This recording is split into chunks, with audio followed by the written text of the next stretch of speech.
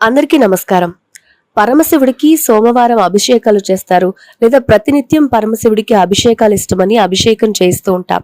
జలం సరిపోతుందని చాలా మంది అంటారు.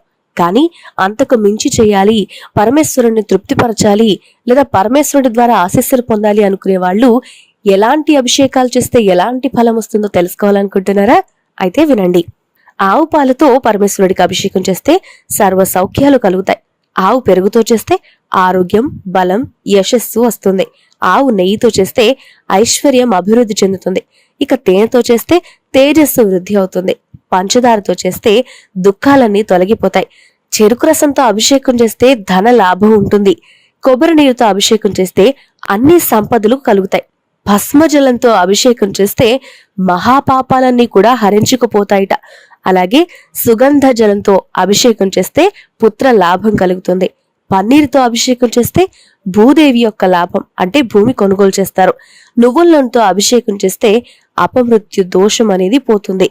ఇక ద్రాక్ష పళ్ళ రసంతో ప్రత్యేకించి అభిషేకం చేస్తే కనుక సకల కార్యాలు విజయవంతంగా పూర్తవుతాయి.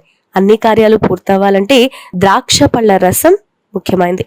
ఇలా శివుడికి మీరు దేంతో అభిషేకం చేయించాలి అనుకుంటే ఆ అభిషేకం చేయించి ఆ ఫలాన్ని పొందండి. వీడియో నచ్చితే లైక్ చేయండి, షేర్ చేయండి, ఛానల్ని సబ్స్క్రైబ్ చేసుకోండి.